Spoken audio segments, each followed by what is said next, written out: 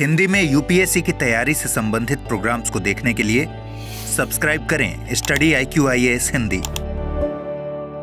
Hello and very good evening to all of you. मैं कुणाल आप सभी का स्टडी IQIAS हिंदी पे स्वागत करता हूं। और फिलहाल भारत को मिल गया है देश का पहला झुग्गी मुक्त शहर। कौन सा है वो झुग्गी मुक्त शहर? और दरअसल भारत में जहां हम लोग हर तरफ देखते हैं कि बहुत सारी झुग्गियां बसी हुई हैं, वहां ये शहर किस प्रकार झुग्गी मुक्त हुआ, आइए इसकी चीज़ों को जानते समझते हैं। तो देखिए, इस पूरे के पूरे आर्टिकल के मामले में जो हमारा न्यूज़ है, तो हमारी न्यूज़ का यहाँ कहना है कि Chandigarh becomes India's first slum free city. The UT administration reclaims over 520 acres of land after demolition of last remaining colony Shahpur. तो देखिए, दरअसल फिलहाल चंडीगढ़ ने ये जो पूरे का पूरा मुकाम हासिल किया है, यानी कि देश का पहला झुग्गी मुक्त शहर बना है, इस मामले में इसने 520 एकड़ की जमीन पर बसे हुए जो झुग्गी के लोग थे, उन लोगों को यहाँ से हटाया है। और आखिरी जो कॉलोनी थी शाहपुर, उस शाहपुर कॉलोनी की झुग्गियों को साफ करने के बाद चंडीगढ़ ने ये खिताब पाया है कि वो देश का पहला झुग्गी मुक्त शहर हो गया। और ये देखने वाली बात है कि कितने बड़े क्षेत्र पर झुग्गियां बनी हुई थी। 520 एकड़ की भूमि वापस ली है यहाँ पर चंडीगढ़ ने अपनी, यानी कि काफी बड़ी भूमि थी जिसके ऊपर कब्जा किया गया था झुग्गी बस्तियां बना करके। तो आइए समझते जानते हैं जुड़ी तमाम महत्वपूर्ण बातों को। तो देखिए, फिलहाल जो यहाँ पर शुरुआत है वो यही है कि चंडीगढ़ शहर की आखिरी बड़ी झुग्गी बस्ती शाहपुर कॉलोनी को ध्वस्त करके भारत का पहला झुग्गी मुक्त शहर बन गया। लेकिन यहाँ पर कुछ बातें जुड़ी हुई हैं जो हमें समझनी थी। कि पहली बात तो ये है कि जो अंतिम झुग्गी बस्ती शाहपुर कॉलोनी थी, उसकी क्या खास बात है। तो देखिए, सेक्टर 38 पश्चिम में शाहपुर कॉलोनी ये अंतिम प्रमुख झुग्गी बस्ती रही है चंडीगढ़ के अंदर। हालांकि देखने वाली बात यह है कि ये जो झुग्गी बस्ती थी, ये कॉलोनी भी काफी ज्यादा बड़े क्षेत्र में बसी हुई थी, यानी कि लगभग 4 एकड़ की सरकारी भूमि पर कब्जा किया गया था। हालांकि ये भी बात है कि इस 4 एकड़ की सरकारी भूमि के साथ साथ कुछ निजी लोगों की भूमि पर भी कब्जा कर रखा था और झुग्गियां बसा रखी थी। और यहाँ लगभग 500 झुग्गियां झोपड़ियां बसी हुई थी, जिसमें काफी अच्छी संख्या में लोग रहा करते थे। निजी और सार्वजनिक भागों सहित कुल 12 एकड़ में फैला हुआ था ये पूरा का पूरा झुग्गियों का मामला यहाँ पे। तो जब यहाँ से पूरी तरह से चीजों को व्यवस्थित किया गया है प्रशासन के द्वारा, और प्रशासन ने झुग्गियों से पूरे चंडीगढ़ को मुक्त करवा लिया है, अब ये समझिए कि 527.5 एकड़ भूमि वापस प्राप्त हुई है। एक बड़ी जमीन पे कब्जा था सरकार की। तो सरकार ने अपनी पूरी की पूरी जमीन वापस ली है झुग्गी बस्तियों के लोगों से, और अब दरअसल शहर को एक नई दिशा पे आगे बढ़ाया जाएगा। विकास की बहुत सारी परियोजनाओं को यहाँ लागू किया जा सकेगा। अगर हम बात समझे कि ये जो 527.5 एकड़ की भूमि है, इस भूमि की फिलहाल कितनी वैल्यू है, तो देखिए आज के समय में लगभग इसकी वैल्यू 20,000 से 21,000 करोड़ रुपए है। यानी कि सरकार के इतने पैसे की जमीन के ऊपर लोगों ने झुग्गियां बस्तियां बनाकर कब्जा किया हुआ था। हालांकि पुनर्वास उपाय भी किए गए हैं, यानी कि लोगों के साथ में डॉक्यूमेंटेशन वगैरह सारा काम हुआ है, और लोगों को छोटे फ्लैट योजना के तहत उनको अलग अलग जगह पर फ्लैट दे दिए गए हैं, ताकि वो लोग बेघर ना रहें, सबके पास में घर रहें और वो फ्लैट के तहत रह करके अपने जीवन को गुजर बसर सके। और ये जो सरकारी जमीन पर कब्जा हो रखा, सरकारी जमीन का उपयोग किसी और प्रकार से आगे कर सके। तो ये सारी महत्वपूर्ण बातें हैं जो हमें फिलहाल चंडीगढ़ के पहले झुग्गी मुक्त शहर के बारे में पता लग रही है। इसके साथ ही एक खास बात यहाँ पर यह है कि शहर का जो पूरा का पूरा ये अभियान रहा है, ये अभियान अपने आप में बड़ा ही महत्वपूर्ण रहा है और पूरे देश के लिए इंस्पिरेशन भी बन रहा है। पहली इंपॉर्टेंट बात है यहाँ पर शहरी नियोजन और भूमि उपयोग। देखिए, दरअसल अब तक इतनी बड़ी संख्या में जो ये जमीन है, इसके ऊपर झुग्गी बस्तियों के तहत कब्जा कर लिया था, लेकिन अब दरअसल सरकार ने ये जो झुग्गियां बस्तियां वापस ली हैं, ये जमीन वापस लेने का सरकार अब यहाँ नई परियोजनाओं को लागू करेगी, सरकार रीडेवलपमेंट प्रोजेक्ट्स लागू करेगी। चंडीगढ़ का नाम पहले ही एक अच्छे शहर के रूप में समझा जाता है, तो अब यहाँ पर शहर को नई दिशा पर ले जाया जाएगा, आधारभूत ढांचों का विकास किया जाएगा और चीजों को और ज्यादा बेहतर करते हुए चंडीगढ़ को और अच्छा शहर बनाया जाएगा।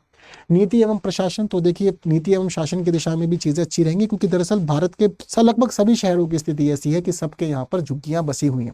तो अब दरअसल चंडीगढ़ से इंस्पिरेशन लेकर के सभी राज्य जरूर ये बात सीखना चाहेंगे कि चंडीगढ़ ने ऐसा क्या किया जिसकी वजह से वो पूरी तरह से झुग्गी मुक्त हो गया, और क्या नीतियां अपनाई, क्या प्रोग्राम था, चरणबद्ध तरीके से क्या क्या विचार किया गया था, क्या क्या नीतियां रखी गई थी। तो सभी पर दूसरे राज्य भी इंस्पिरेशन लेकर के अपने यहाँ चीजों को आगे बढ़ा सकते हैं, लागू कर सकते हैं और काम कर सकते हैं। बड़ा बेहतरीन रहेगा ये भी। इसके अलावा सामाजिक या मानवीय पहलू भी इसमें शामिल है। तो देखिए, दरअसल जब कभी भी ऐसा काम होता है तो समाज के विभिन्न पहलू जुड़ जाते हैं कि भाई लोग बेघर हो जाएंगे, लोगों का क्या होगा, बच्चों की शिक्षा, रोजगार, वो सब चीजें भी दिक्कतों में आती है।